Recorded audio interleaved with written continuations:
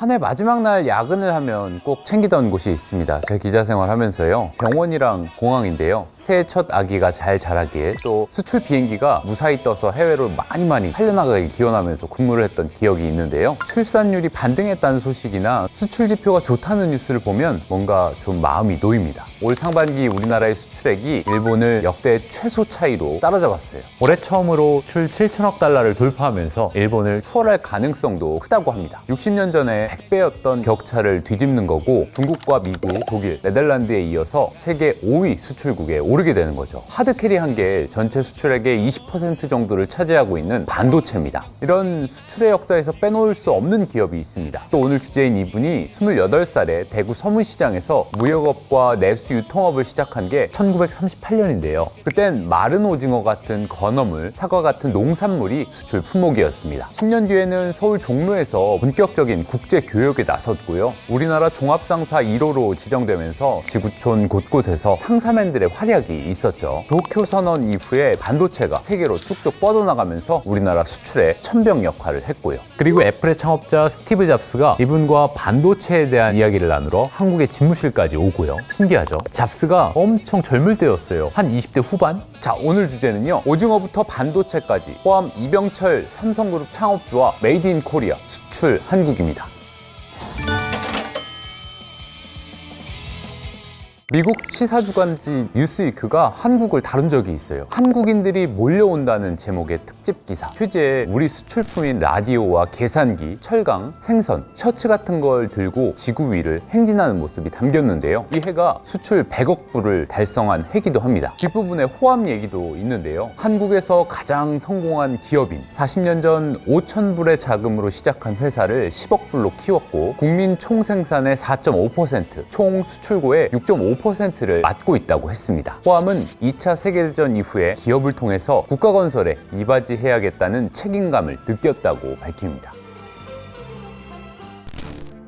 1910년은 일제의 주권을 빼앗겼던 경술국치가 있었던 해였죠. 민족 순환의 해가 기구하게도 내 출생의 해였다는 것, 파란만장했던 인생을 되돌아볼 때 무언가 암시적인 것이 있는 듯한 생각이 들기도 했다. 호암이 쓴 유일한 자서전은 이렇게 시작됩니다. 그리고 20살 일본 와세다 대학으로 유학길을 떠나는 배 안에서 평생 잊지 못할 불쾌한 사건도 겪었어요. 배멀미 때문에 1등 선실 쪽으로 갔다가 일본인 형사한테 당한 굴욕, 조선인이 1등실을 기웃거려 건방지게 가난하고 암울했던 식민지 시대, 호암은 이렇게 다짐했습니다. 나라는 강해야 한다. 강해지려면 풍족해야 한다. 어떤 일이 있어도 풍족하고 강한 독립국가가 되어야 한다. 경제학을 공부하다 병을 얻어 중퇴한 호암은 고국으로 돌아왔습니다. 골패라는 도박에도 빠지고 시리의 나날들을 보내다가 아이들이 자는 모습을 보고 정신을 차렸다는 일화가 유명하죠. 처음에는 사업도 잘 안 풀렸어요. 정미소와 운수회사를 청산하고 2달 동안 중국 북경과 청도, 상해를 돌아봅니다. 거기에 큰 시장이 펼쳐진 걸 보고 놀라죠. 한국에 비해서 엄청났던 중국의 시장을 본 거예요. 20만 원 정도면 고액 어음이었는데 중국에선 300, 400만 원짜리 어음이 쉽게 교환이 되고, 근데 이쪽에 큰 상권을 장악한 게 또 일본인이었어요. 거래 품목을 보니까 건어물이나 첨가물 시장에 틈이 보인 거죠. 무역을 하자, 수출을 하자 결심을 하게 됩니다. 그리고 1938년 대구 서문시장에서 삼성상회를 세웠습니다. 지금 삼성그룹의 모태였죠. 이렇게 대구에서 유명한 사과, 포항의 오징어 같은 건어물을 중국에 파는 수출이 시작됐습니다. 이때 벌써 와세다 대학 유학 시절에 친구를 지배인으로 쓰면서 경영 일체를 맡겼어요. 그 옛날부터 전문 경영인 CEO 체제를 도입한 거죠. 의인 불용, 용인 불의, 의심되는 사람은 쓰지 않고 쓴 사람은 의심하지 않는다. 그런 유명한 얘기도 있었고요. 아무튼 삼성상회는 무역업도 하면서 내수 유통업을 겸한 회사였어요. 삼성상회라고 하면 삼성의 첫 상표 별표국수가 유명하잖아요. 아내와 아이들과 함께 공장 모퉁이의 방에서 24시간 동안 돌아가는 국수 기계를 지켜보면서 기반을 다졌다는 얘기도 있던데, 뜨끈한 한 그릇 국수집이 아니라 주로 도매상에 납품하는 B2B 사업을 한 거죠. 그러면서 이듬해에는 양조장도 인수하고요. 2차 세계대전이 끝나고 해방공간에서 호암은 또다시 고민에 휩싸입니다. 독립국가 한국의 기업가로서 무슨 일을 해야 할까? 시대가 요구하고 사회가 요구하는 사업을 찾았어요. 자본도 기술도 전무하고 전기도 부족한 나라에서 계속 생각을 했던 건 역시 무역이었습니다. 영남 상권을 주무대로 하다가 1948년 서울 종로에 새 간판을 답니다. 삼성물산공사. 홍콩과 마카오, 싱가포르 쪽으로 거래선을 넓힌 거죠. 마른 오징어랑 면실박을 수출하고, 모카시로 기름을 짜고 남은 찌꺼기 같은 건데 이걸 거름으로 썼다는 얘기도 있고, 근데 이게 나중에 삼성이 일어서는데 큰 역할을 하는데요. 그건 조금 이따 말씀드릴게요. 1949년 거래액이 국내 무역회사 7위로 컸고요. 반년 뒤에는 1위. 하지만 이게 다 잿더미가 됐죠. 한국 전쟁으로 큰 위기가 찾아왔습니다. 집도 재산도 다 뺏기고 자동차까지 뺏겨서 공산당 간부가 타고 다니고, 창고에 있던 수입 상품도 다 털리고, 대구로 피신한 호암은 절망했습니다. 하지만 귀인들을 만나죠.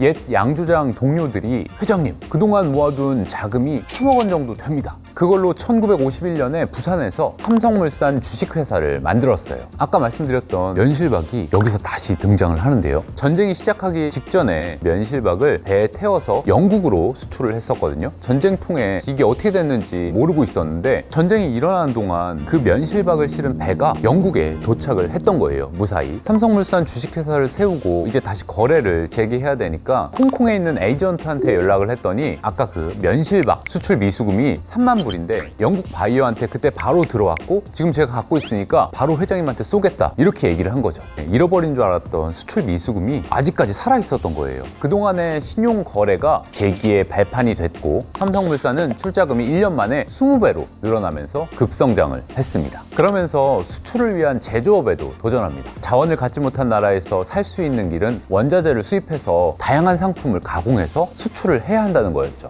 1953년 제일제당을 설립하면서 설탕으로 대박을 치고, 리듬에 세운 제일모직도 애국적인 사업으로 이름을 알립니다. 하지만 제일모직 양복도 처음에는 잘 안 팔렸어요. 영국제가 최고라는 인식 때문이었는데요. 그래서 호암은 제일모직의 골든텍스로 만든 옷만 입고 다녔다고 해요. 정부의 관리들은 호암이 영국제 고급 양복만 입고 다닌다고 오해를 했다고 하는데요. 그럴 때 슬쩍 양복 안쪽에 찍힌 이 메이드 인 코리아라는 글자를 보여줬다는 일화도 있죠.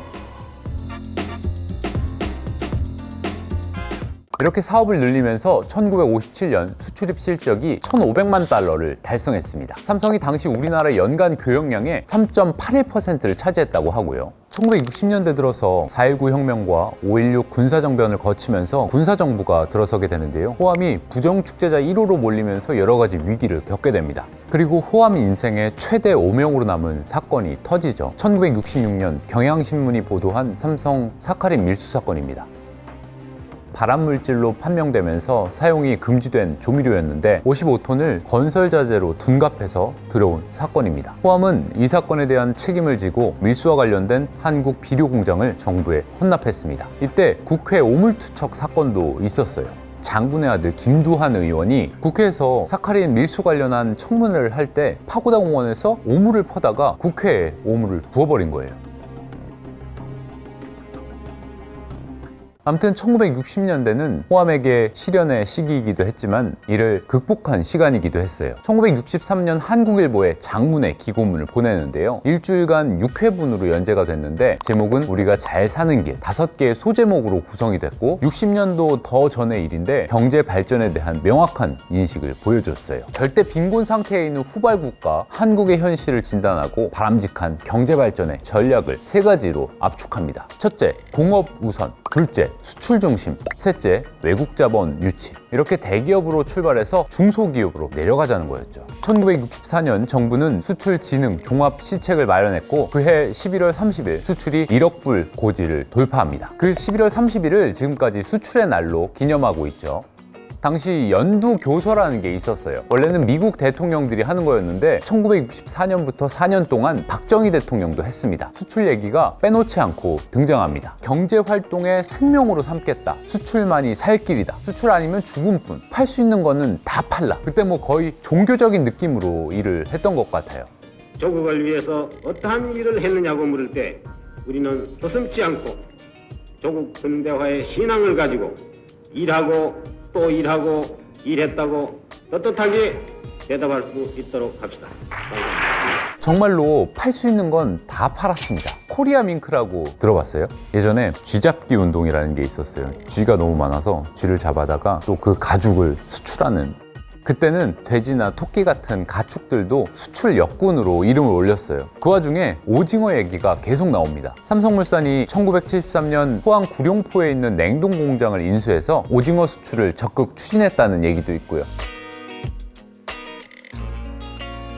1973년 1차 오일 쇼크라는 위기를 딛고 1975년 삼성물산이 국내 최초의 종합 무역 상사에 지정됩니다. 삼성이 해외 곳곳으로 뻗어나가는 계기가 된 거죠. 종합 상사의 촉수인 상사맨들이 지구촌의 구석구석을 누비면서 메이드 인 코리아의 전도사 역할을 했습니다. 당시 최고의 인기 직업이었어요. 수시로 해외에 나갈 기회가 있고 능통한 영어로 외국 바이어들과 자유자재로 상담을 할 수 있고 말끔한 정장 차림에 007 가방 같은 걸 들고 올백 무스 차림에 공항으로 가는 모습, 넓은 세계 시장을 무대로 해서 뛰는 것만큼 모험적인 그런 성취도 없죠. 삼성물산은 1975년 민간기업 최초 수출 2억 불, 이듬해에는 3억 불, 또 다음에는 5억 불을 달성했습니다. 수출 3연패, 비누에서 미사일까지 라는 말처럼 해외에서 내다 팔 수 있는 물건이란 물건은 모조리 다 수출을 했고, 그때 무용담도 정말 많았어요. 열대 사막에서 난로를 팔고 시베리아 극지방에서 냉장고를 팔고 내전 중인 나라에 방탄조끼를 입고 영업을 했다는 전설 같은 것들, 회사에 돌아다니는 남의 군복 한 벌을 가지고 1억 달러짜리 계약을 맺은 이야기. 누가 군복을 해줄 수 없겠냐 갑자기 얘기를 한 거예요. 회사에 군복이 돌아다니는 게 있어서 그 군복 한 벌을 갖고 와서 이 군복이 있다 보여주고 1억 달러 계약을 맺은 거죠. 사막 국가인 리비아에 석유 난로를 1,000억 원 가까이 되는 그 석유 난로를 팔았으니까 그 당시 그 난로 수주로 우리나라의 그 난로 업계가 총동원되다시피 한 그런.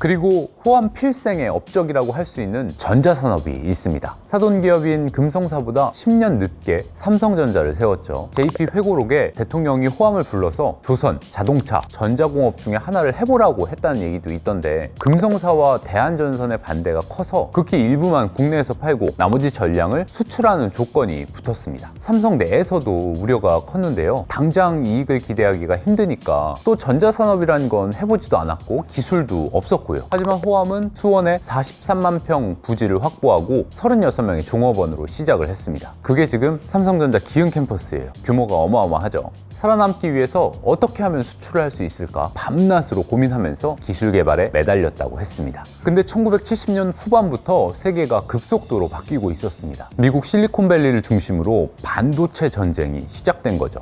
1982년 미국을 방문한 호암은 일본에게 자동차와 반도체 시장을 잠식당한 미국의 모습을 봤습니다. 그리고 1983년 호암은 반도체 사업의 진출을 공식화했습니다. 그 유명한 도쿄 선언이죠. 하지만 이번에도 삼성 안에서 천문학적인 투자 금액, 사업성 등등 해서 반대가 거셌어요. 후진국에서 반도체를 한다고 하니까 인텔은 과대망상증 환자라고 호암을 무시하기도 하고, 일본은 한국이 반도체를 할 수 없는 5가지 이유라고 칼럼을 쓰기도 하면서 깎아내렸죠. 당시 일본은 경제 수준이나 기술력에서 한참 우리나라보다 앞서 있었다고 합니다. 일본을 따라가려고 하면 적어도 한 10년 이상 시일은 여하는 동시에 10년 후에 가보면 일본도 먼저 가버리고 맙니다. 상당히 일본도 굉장히 하고 있는 것 같는데, 일단 미국 유학파 인재들을 대거 스카우트했어요. 외국 반도체 기업에서 일하던 한국인 석박사들을 끌어모은 거죠. 미국 기업에서 백지 수표를 준다고 하는데도 그걸 마다하고 귀국한 사람도 있었고요. 스탠포드 은사님 인사하러 이제 학교에 가서 IBM 그만두고 갔다 깜짝 놀라가지고 너 왜 IBM 그만뒀냐고.